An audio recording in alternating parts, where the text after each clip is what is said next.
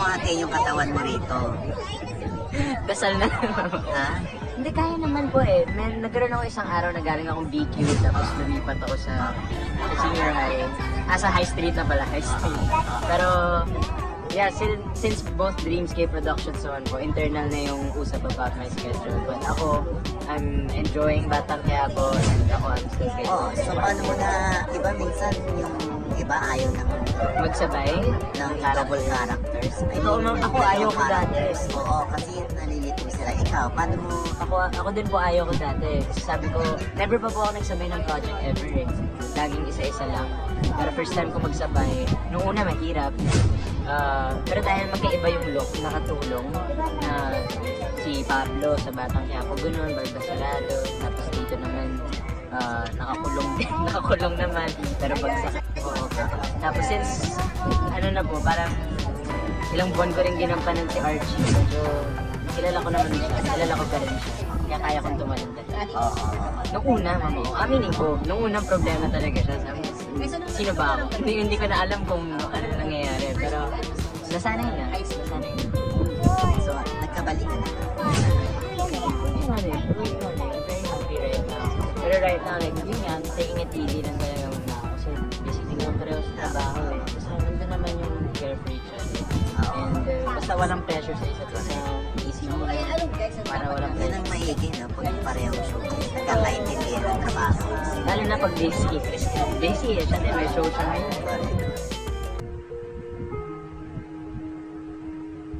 Ito, kinakabahan din ako.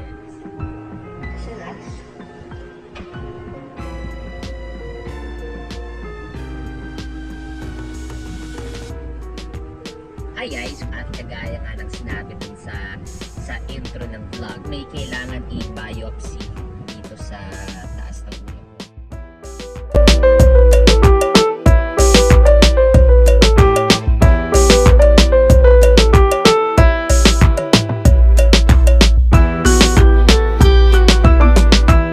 Good evening po sa inyong lahat. Ito po ang inyong lingkod, Jovel Rosales. Ano pa nga ba?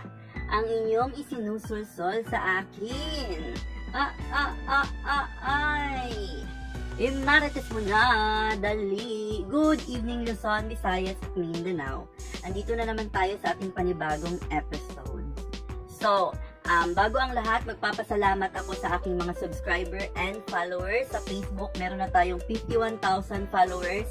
And of course, sa YouTube, meron na tayong 1,50,000 followers. Thank you so much sa inyong lahat. So, let's jump up sa topic natin for this evening. So, unang-una ang topic natin for this evening, mga Marites, is kung cancerous ba talaga ang nunal na nasa ulo ni Luis Manzano, no? So, as nakita ninyo sa Showbiz Update, is in-update nga tayo ni Luis Manzano at sa kanyang vlog din na hindi naman talaga cancerous ang nunal na sa kanyang ulo. So, sinabi niya na ito ay benign. So, kung sabihin natin benign, guys, ang benign ay hindi siya cancerous. So, hindi siya kagaya ng malignant na kind of, na tumutubo at saka lumalaki talaga. So, papasalamat tayo dahil marami naman talagang taga-suporta si Luis Manzano na ayaw nilang magkasakit ito. At isa pa ay tinanong naman ni Ogie Diaz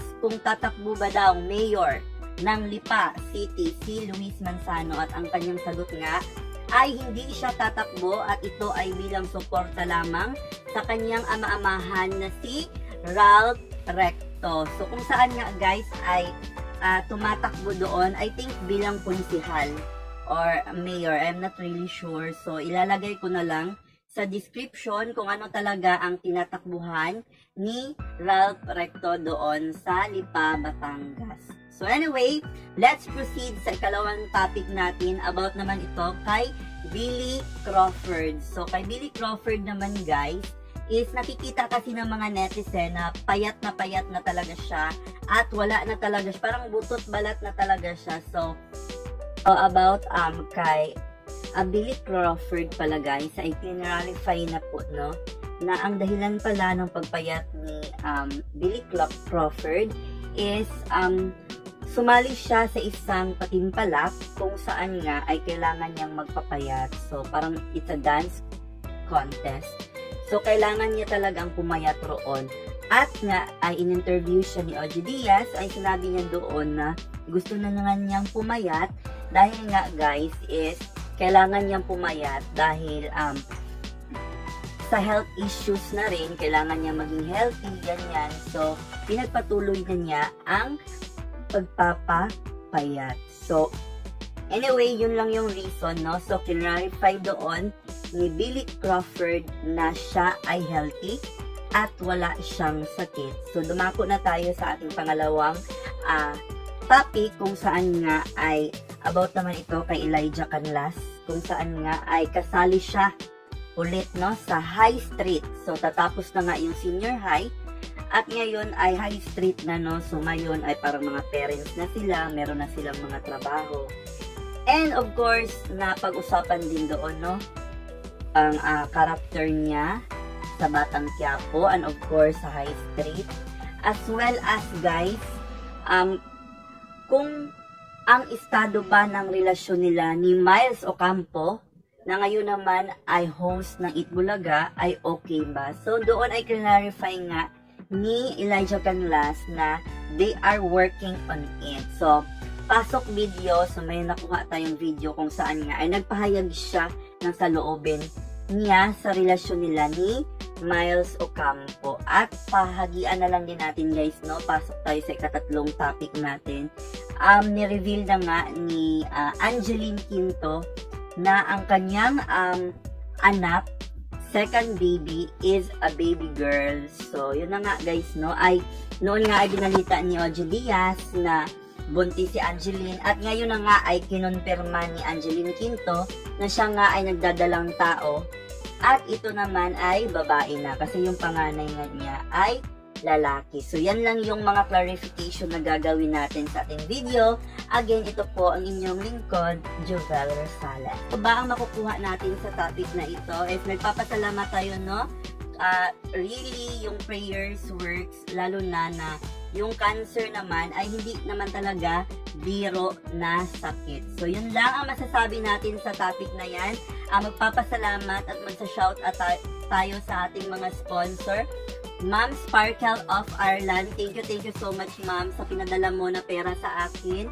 Sir Mario of Cebu City, Ma'am Luisita of Misamis Oriental, maraming salamat po sa mga pera at mga load na ibinigay nyo sa akin. Again, ito po ang inyong lingkod, Jovel Rosales. Ano pa nga ba ang inyong isinusulsul sa akin? Imaritas mo na, dali.